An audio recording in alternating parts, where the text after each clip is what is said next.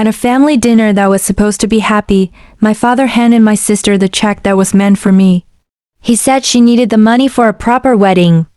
My fiancé just watched, and then he asked me a single quiet question that changed everything. The envelope wasn't slid to me. It was placed directly in front of my sister Claire. The air in the room grew still. My mother's quiet nod of approval felt louder than any shout. Claire's smile was immediate, victorious. That envelope held the future I'd been planning for $15,000 gone in an instant, redirected with a few calm words. I didn't speak. I just felt the weight of a lifetime of coming second settle on my shoulders. I turned to look at Leo, my partner, sitting beside me. My father leaned back, the familiar sound of his chair groaning. He wore his "this is for your own good" expression. "Amelia," he began, his voice that gentle condescending tone I knew too well. "You need to see the bigger picture here." He gestured toward Claire. She graduated at the top of her class from Stanford. Her career trajectory is exceptional. Claire sat a little straighter, her designer silk blouse shimmering. She was a senior analyst at a prestigious firm, a fact woven into every conversation. My mother added her voice, placing her teacup down with a definitive click. "She's built a life of stability, darling. You understand that's important." Oh, I understood. I'd heard the highlight reel for years. "And Robert," Dad said, nodding at Claire's fiancé beside her. "The Clarksons are wonderful people. He's a partner at his law firm already." Robert gave a tight, practiced smile. He was the kind of man who coordinated his pocket square with his tie for a casual barbecue.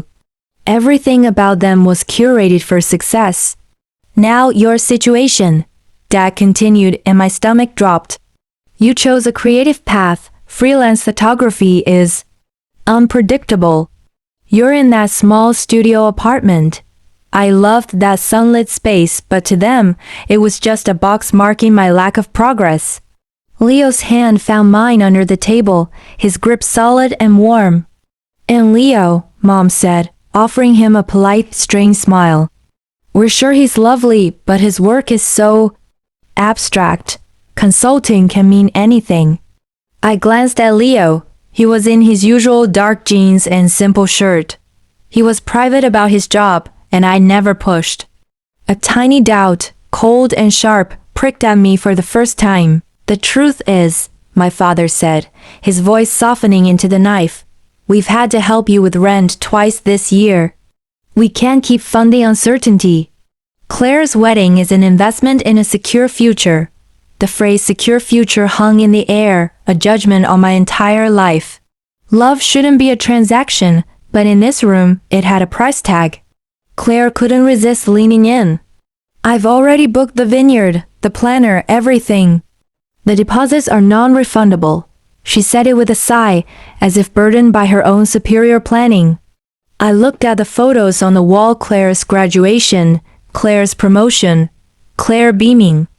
My images were smaller, tucked in corners. "So my future," I whispered, "is less important because my present isn't as shiny?" "Don't be emotional, Amelia," Mom chided. "This is logical." Then Leo stood up. The movement was calm, deliberate. Everyone froze. He pulled his phone from his pocket. "Would you like me to clarify what my consulting entails?" he asked, but he was looking only at me. I nodded, utterly confused. He turned the screen. It showed a sleek corporate website. At the top, it read Apex Strategic Solutions, and the photo was of Leo, but a Leo I'd never seen in a sharp suit, commanding a boardroom. The title beneath it, Founder and CEO. "I started Apex 7 years ago," he stated, his voice clear and steady. "We advise Fortune 500 companies on systemic risk and operational strategy." He scrolled, showing press releases, a Forbes feature, an award from a global business council. "We have offices in 3 countries. Last quarter, we finalized a merger that valued the company at over $60 million. The silence was absolute. Robert looked as if he'd been slapped. My father's mouth was slightly open. My mother's hand flew to her chest. Why keep this secret? I breathed out. Leo turned to me, his eyes softening. I needed to know you saw me, not a bank account.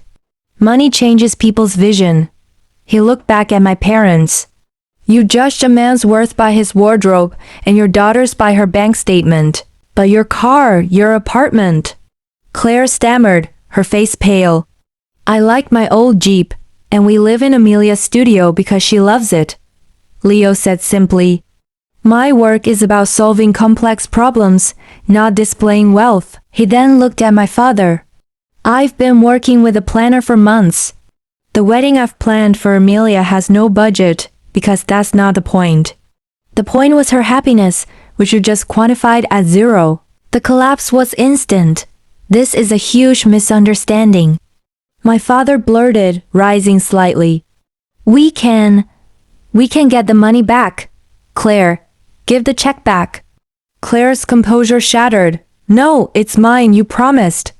She shrieked, her voice tearing through the room.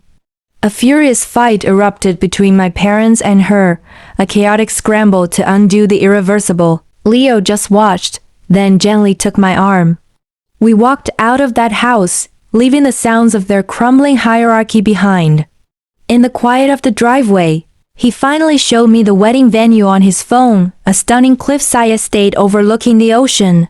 He had chosen it because I once said I loved the sound of waves. It was never about the money, Amelia, he said. It was always about you. They just showed you who they are. Now you get to choose what happens next. If you felt that moment of justice, let us know with a like for Winds of Thought. It helps more people find stories that resonate. Wow, what a story, everyone! Amelia showed that courage and patience can speak louder than anyone's judgment. Sometimes, the best way to prove your worth is with intelligence, calm, and a little bit of strategy. If you love this story, don't forget to like and subscribe to Revenge Proofs so you never miss another inspiring or jaw-dropping story. And tell us in the comments, what was your favorite moment? Would you stand up for yourself like Amelia did? Remember, justice isn't always loud, it often comes to those who wait and act wisely.